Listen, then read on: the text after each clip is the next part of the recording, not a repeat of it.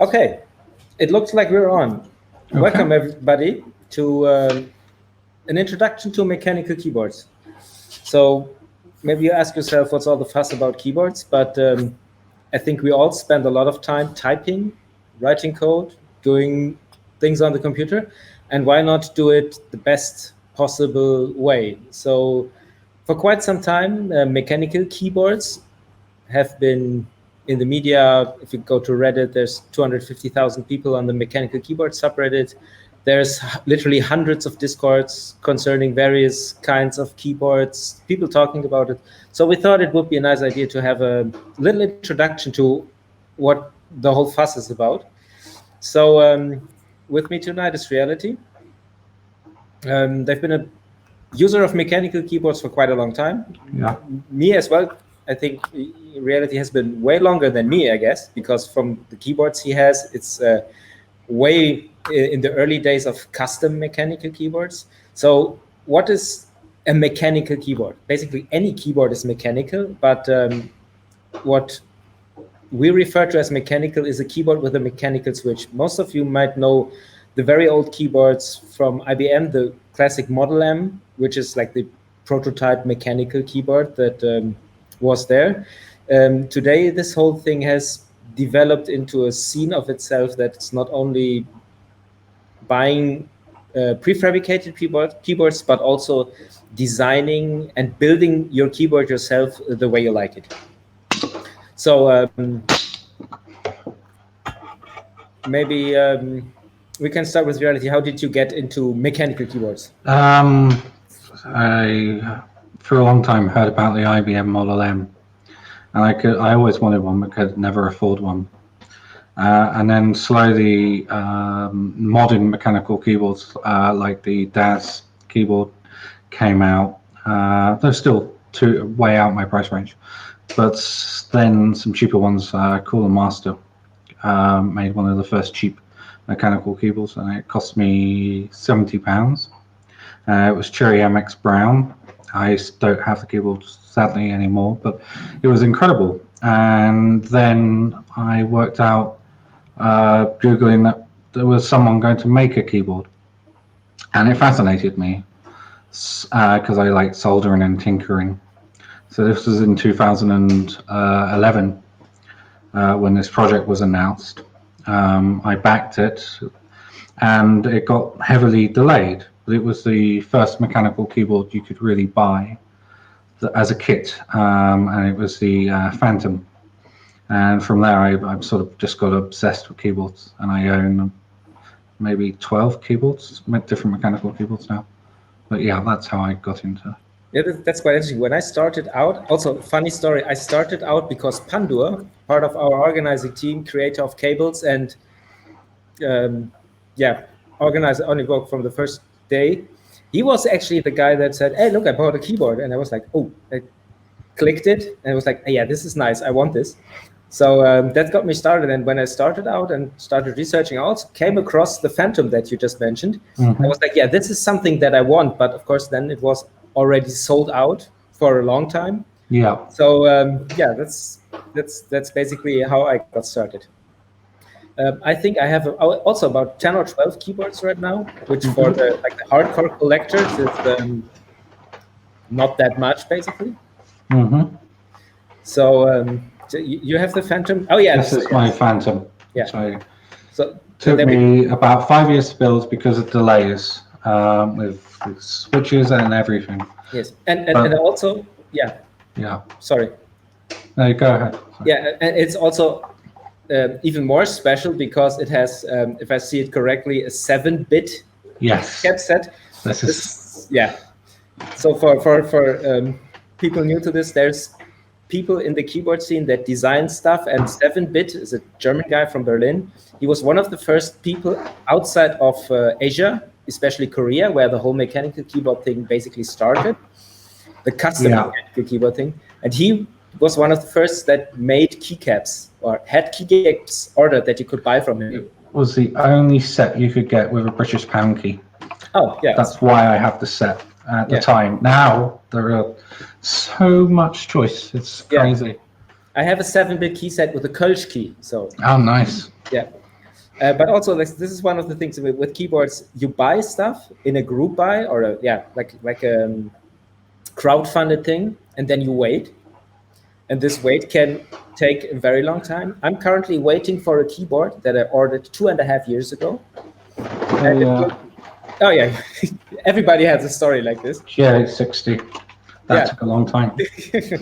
Yeah, that's it. So yeah, now we've been talking about building keyboards. So I would maybe just give a quick rundown of if you want to build your own keyboard, what do you need to build a keyboard? So the first and most important thing, of course, is the switch. This is my switch tester.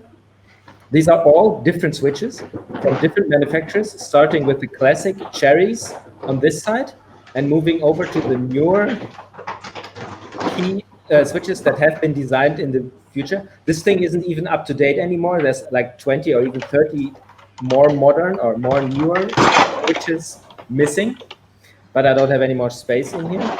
So you decide on what you want. Do you want it to be loud and clicky? Do you want it to be tactile? Do you want it linear? This is totally a matter of choice.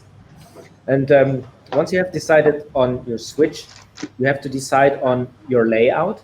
So what is basically from the full-size keyboard with a numpad on the side to the next smaller version is the so-called 10-keyless. As Reality has there, the Phantom is a 10-keyless keyboard, normal layout without a numpad. And then it goes considerably smaller. So this is called a 75% layout. It still has F keys, but it doesn't have a numpad, and the arrow keys are integrated in the normal layout. Then it goes down to 65%. And that's where we get to the next parts that you need.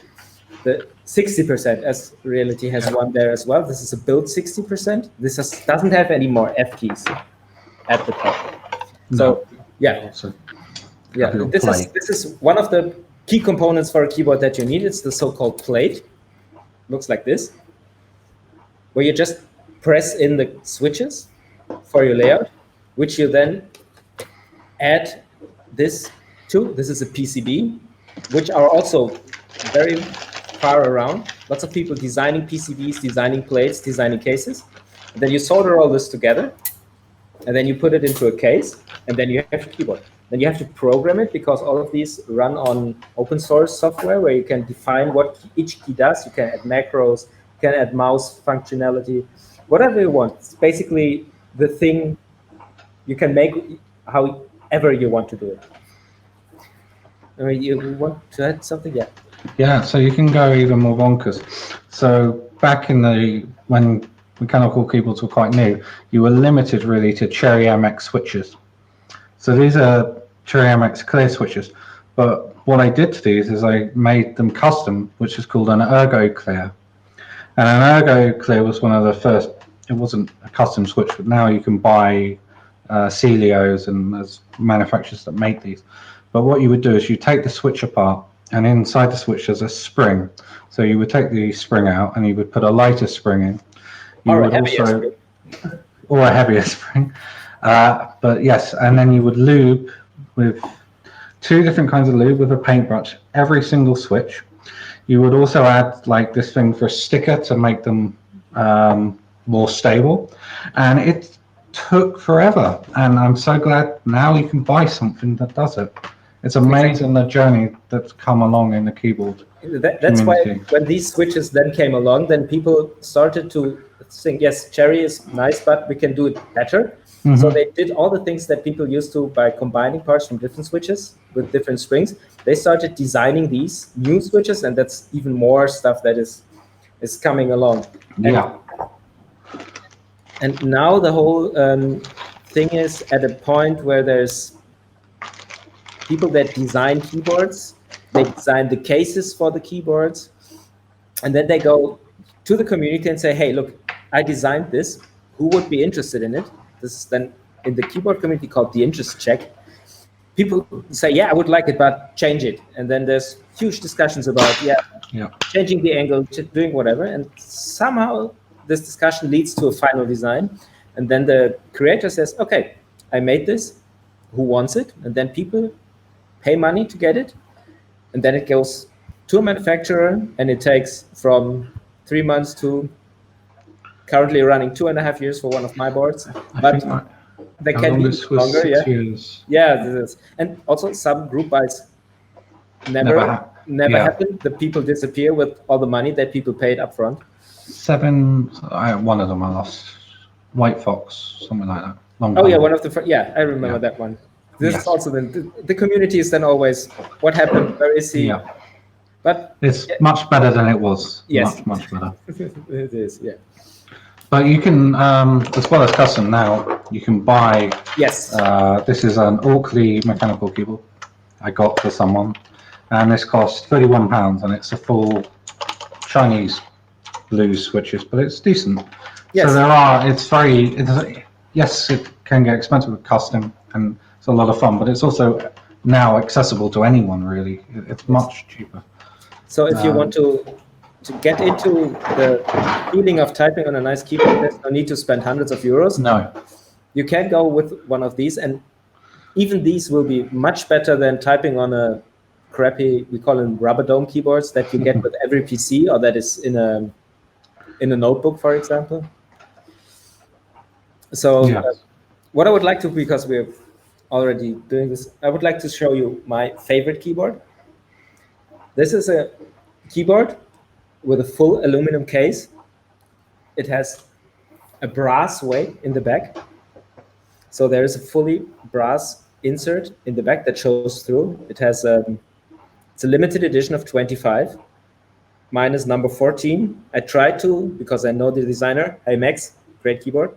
I tried to make me a version that says 57 and 11, but it wasn't possible. But this keyboard has a special thing. This keyboard has a little nameplate here that you can customize. So mine, I don't know if it's possible to see. Of course, says 57. Yeah, fine. Yeah.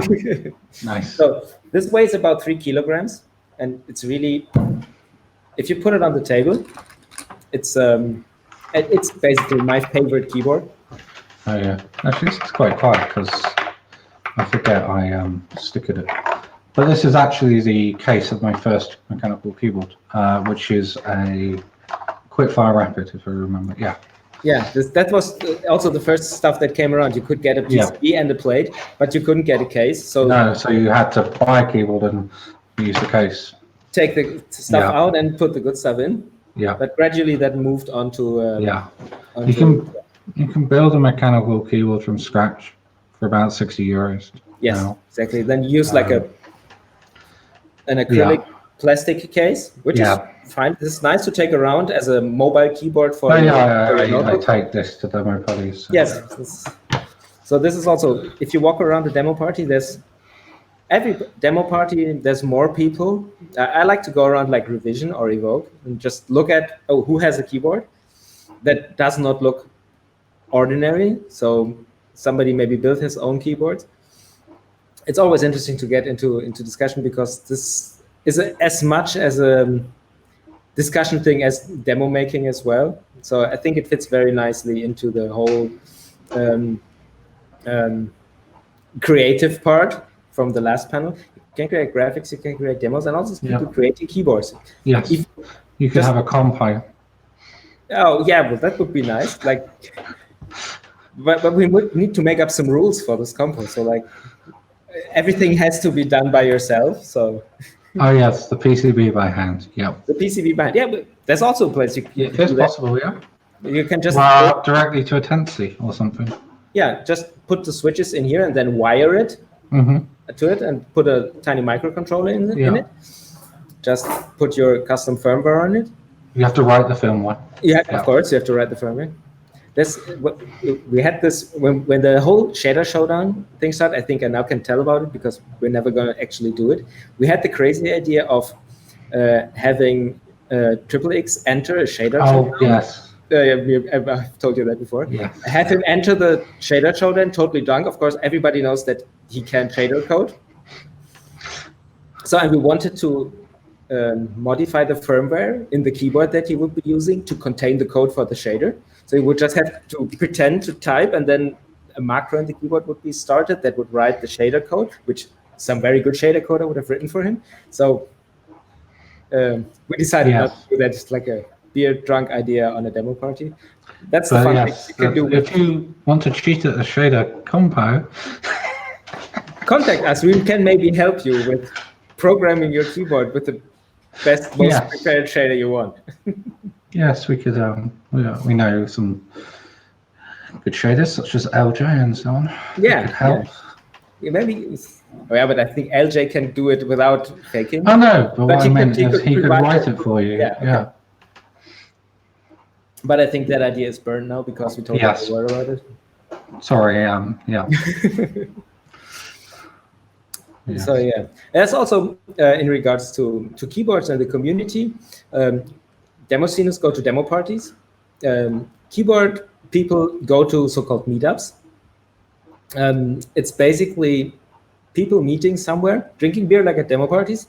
Everybody brings their keyboards, and then there's a very long and hard nerd discussion about who has the best, who does what, who owns what.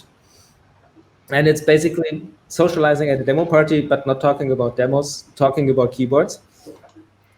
Very, very funny. I really like to travel there and meet other people that you only got to know on Discord, basically like demo parties.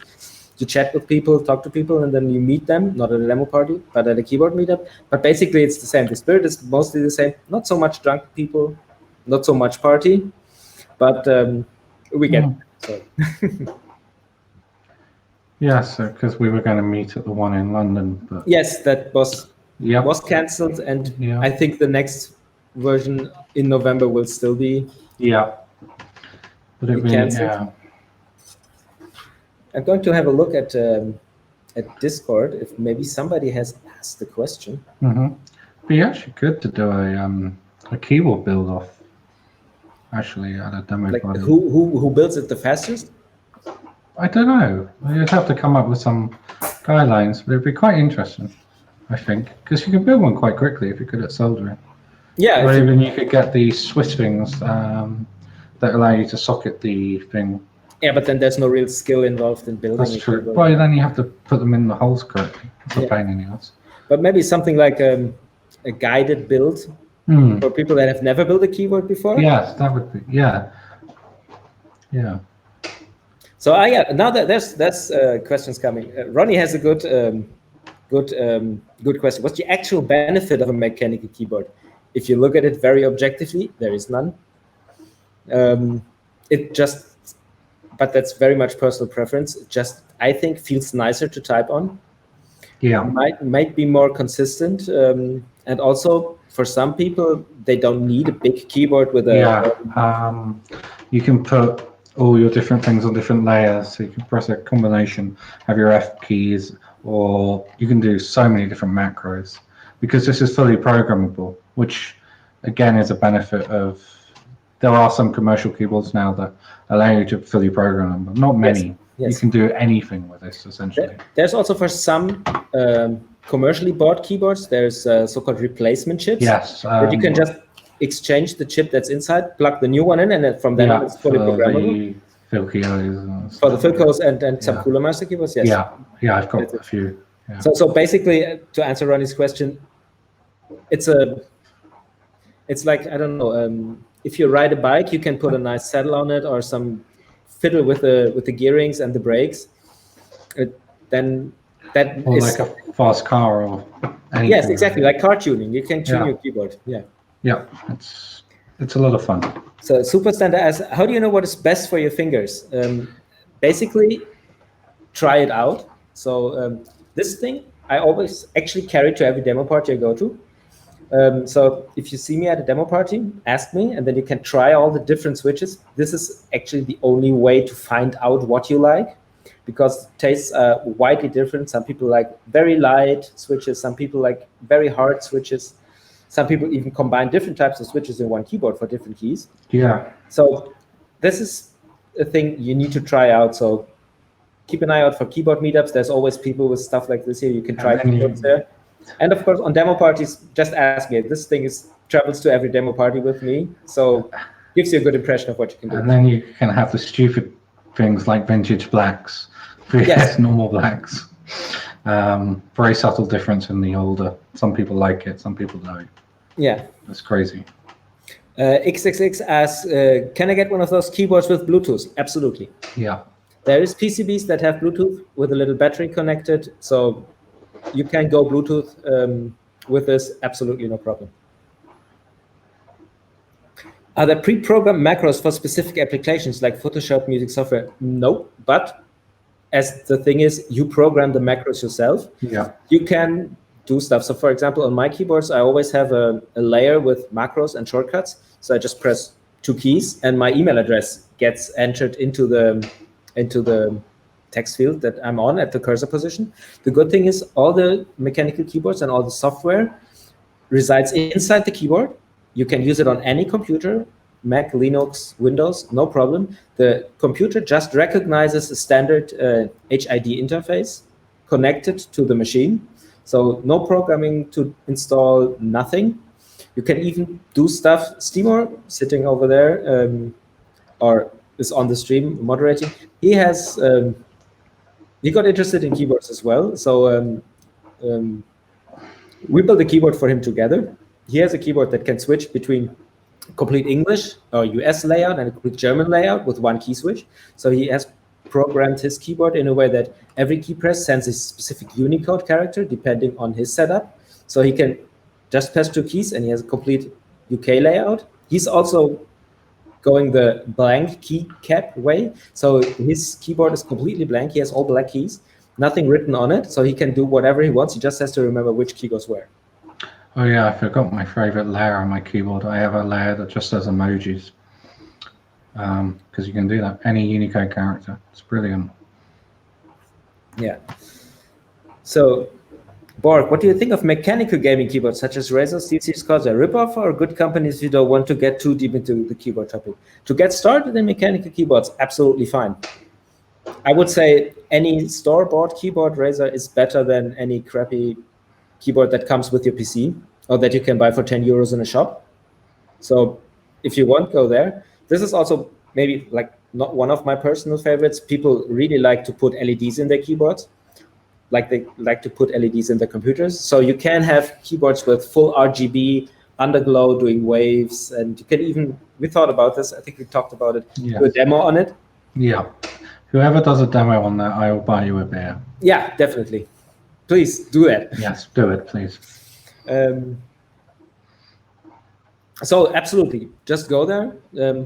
Go to a like in Germany, MediaMarkt, or I don't know what would be the equivalent in the UK. Yeah, a Currys or a PC World. Well, yeah, most of them right now in Germany have mechanical gaming keyboards. It's probably also an easy way, regarding to the question before, to try stuff out, because they also have different switches. Just go there, click on them, and see what you like to feel. Yeah. Stella asks, what about keys having their own display freely configurable? This would be, I guess, really hard to do. There are some. Yeah, I think there was this famous Russian magnetic ones can adjust. There's some new, I can't remember. Stupid money though. Stupid money. Yeah. Yeah, there's some of the IBM clones, they've brought back like the Model F, which was before the Model M, as clones you can buy now, but you're looking at over $1,000 for one of those. So maybe, like, I think if you put enough energy into it, you can design it yourself with a display on it. So yeah. Can I demonstrate on a keyboard tester the difference in sound between the loudest, quietest, and average switches? I don't know if the microphone. Well, that's green. And then I don't know what quite quiet actually. And then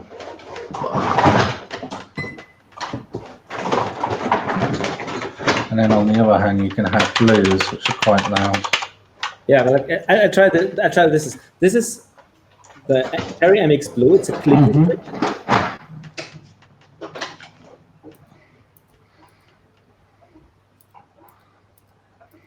maybe not the best way. There should be something like one of these is called the Super Click. Oh yes. You can hear this, and if you go over here, these are basically silent. Mm-hmm. These are called silence from Zelio. Yeah. So there's basically nothing, but there's also a difference. If you have a clicky switch, of course it will make more sound. So if you want to really annoy your coworker in the office, you go for the loud click, like this, exactly. Also, just the switch is not the only important part. If you go for sound, as you can hear on Reality's keyboard, it has a plastic case. This, of course, will change the sound also very differently. If you have something that is heavier, it dampens it. It's dampening the sound a lot, so there's not much that you can. One advice is don't use an IBM Model M in a workplace or a JMX Green. Really, you might have your co-workers hate you. Yes, or get everybody to have a mechanical keyboard, and then it will just be a click fest in your office. Yes, I would love to walk into, say, a vote next year and just hear the sound of mechanical keyboards. Oh yes, that would be awesome. Yeah, Barkers says your mic is not on the cam. I'm sorry, this is not my computer. I have no clue where the mic is on a MacBook Pro. So maybe that if somebody can give me a hint there, I can go closer to the microphone. So any generic Bluetooth HID module can be used to make a wireless keyboard. You can get them for all places on the internet these days. Of course, coding required. Yes, that's the thing. The keyboard firmware is called QMK. You can find it on GitHub. There's also tools to make it very easy to program your keyboard. But if you really want to, you can just go into the code and modify it and do stuff. There's lots of forks of it. People are going crazy. Yeah, there's even web end interfaces now where you just go to a website and it will download your file with your customization. So you don't have to do any coding. I think it's called VIA. Something like that. Yes. But, yeah. I think I don't have a keyboard that is compatible with it. So I haven't tried that out. But no. I think we both come from a time where there were no web front ends or other tools. I had to code. The firmware for my Phantom was half of it I wrote myself because it just didn't exist. So there's a whole lot of things you can do. Yeah. So as I like to say, if you see us at a demo party, just ask about mechanical keyboards. We could talk for hours about it. Yeah, we will. We could also have a keyboard and with us twister or something. Yeah. Yeah. So and also nowadays there's quite a lot of online shops run by people from the community where you can buy the special parts that you needed. So in the beginning it was really, really hard to get parts. Hard. You had to rely on people buying them in bulk from shady companies in Asia, where you had to, of course, get them money beforehand. You didn't know what you would get for it. So this has gotten a lot better. I think one topic we haven't really talked about, only shortly, is the last part that you need for a keyboard is the keycap. Yes. So as you see, there's a switch underneath. They all have this coming from the cherry switch, the cherry cross on top. Yeah. And Reality is going to show it using a keycap puller to pull it off. Yeah. So there's your where's my webcam? There. You can sort of see it. This is double shot, so the plastic it's two plastics. The key is the black on the key is a different plastic than the it's white. Not printed, it's injected in the process. They are quite expensive still. Yes. Most keys are printed or lasered. Yeah, so this is the last part that you then need to decide on. How do you want your keyboard to look? As you can see, Reality is black and white. Yeah. I'm going with the classic gray here. But I also have this all black thing with a special intake key. Shout out to my friends from the International Keyboard Podcast. Hope to see more stuff from you soon.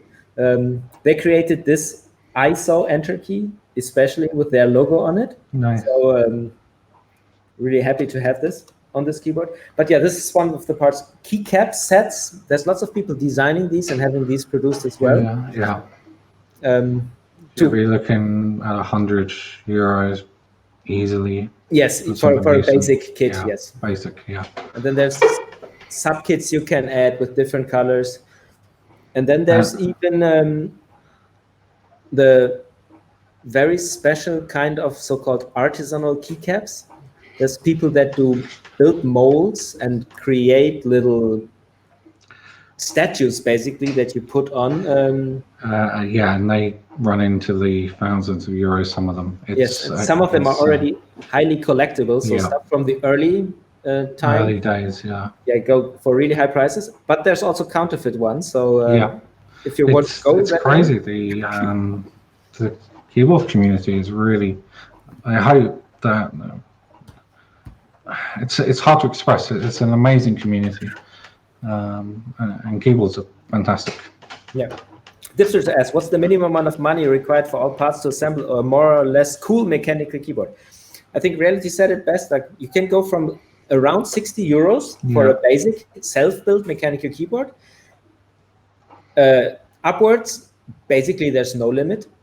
There is custom keyboards in limited runs that basically sell for 1,000 euros when they come out, if you manage to get one, because that's also then there's like 50 that get produced and about 25 maybe go into the public sale.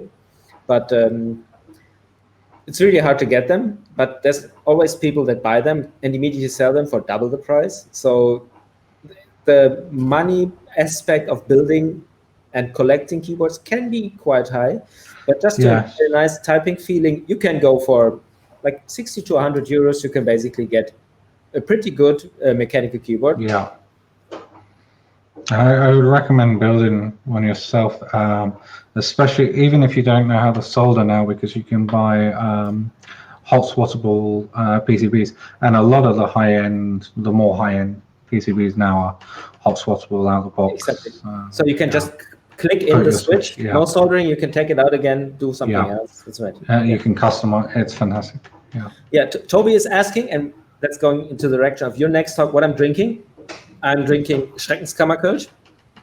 Yeah. I am going to get kicked out of the organizers. I'm drinking a US style Kolsch from the United States. Yeah.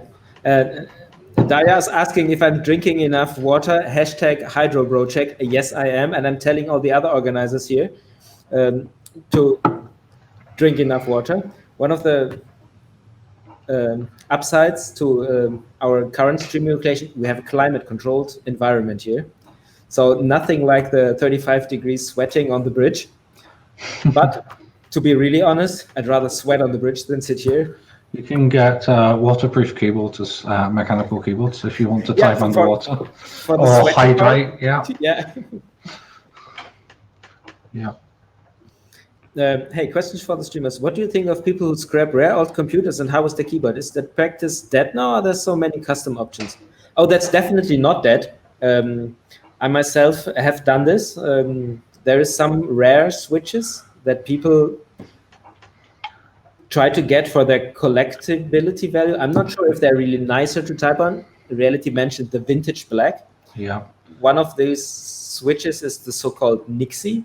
Yes. It was a standard Cherry MX Black, which is the most basic linear cherry switch that you can get, but it has, I can show you, a clear top. So this up here, it's the standard MX Black, and this one down here is basically the same switch, but it has a clear top cover.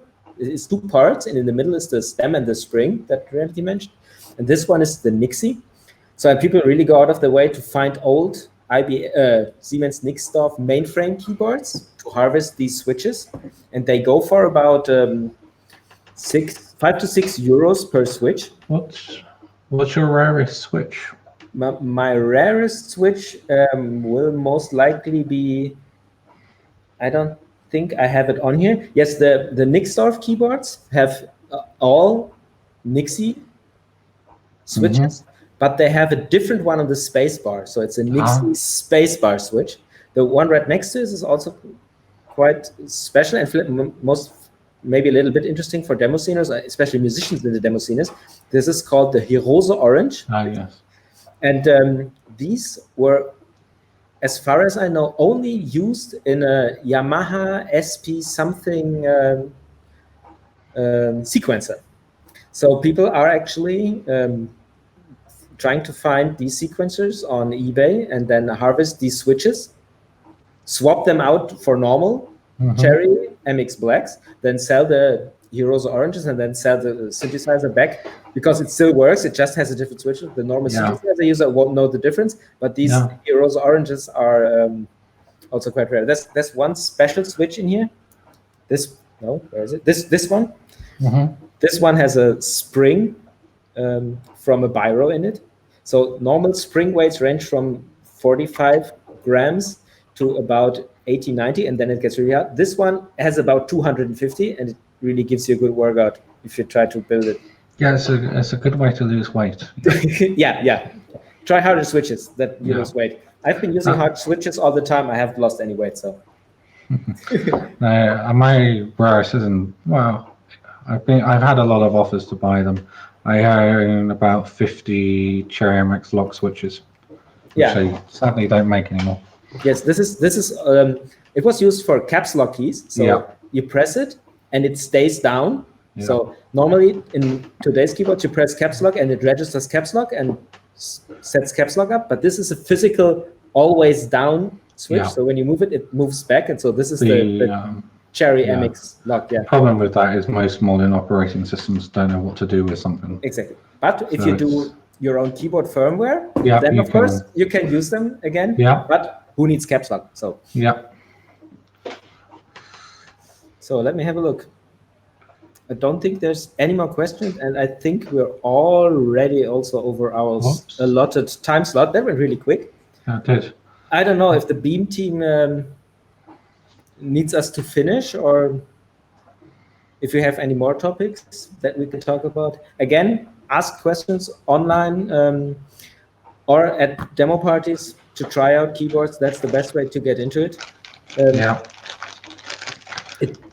And you can always, lube is used for keyboards and many other things. Yeah, and dipswitch also. Are all mechanical keyboards so small like the ones you've shown? Like F keys, where are they? And numpad. You can go. They're on layers. So you press a key combination and you have a different layer. Your FN keys or whatever, or your delete and so on. Yeah, but if you want, you can build a keyboard with all the keys. Integrated numpad is pretty rare, but everything else you can get. Of course, it's called the 10 key list, like the show with the Phantom. You can get like a gherkin.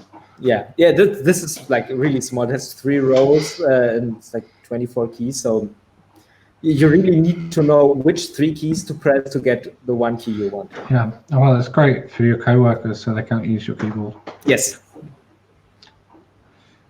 But if you come with a keyboard to the office and if it just looks like a normal keyboard, not so many people will notice. So I try to use stealth keyboards at the office. But if you go with a fully, like if you go to the office with a green keyboard like this, everybody's, oh, what is this? Is it something special? Yeah, it is. It's a special keyboard. But what does it do? It types. So you have to be a little crazy to go there. But I think it's worth it and it's a lot of fun. It's a lot of fun. Yeah. I couldn't find it. It's still work in progress, but I've got a Celio 60%. All the individual things are addressable RGB.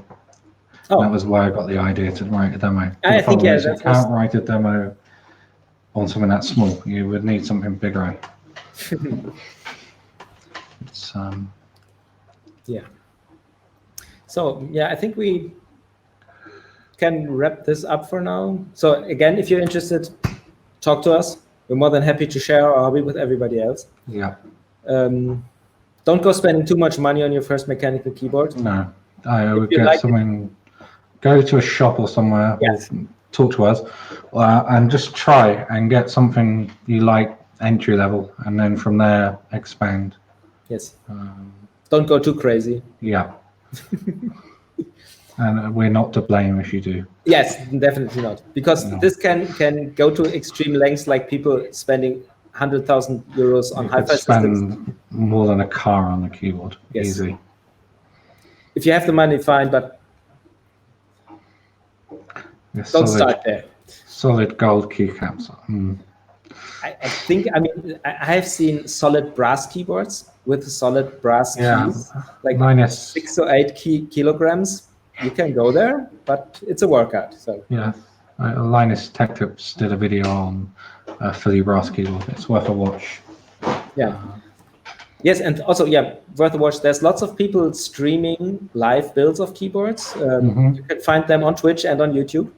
My friends from the International Kit, for example,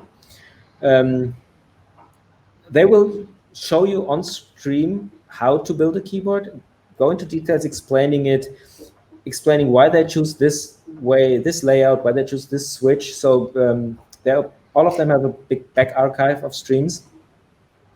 That's also a good way to see how to build a keyboard. It's really not that hard if you look out for 2 or 3 critical points in the build process, mainly regarding the order in which you build the stuff together, because some things have to be done before other stuff. But if you have a basic soldering skill, then it's absolutely no problem for everybody to build a keyboard. And soldering irons, like,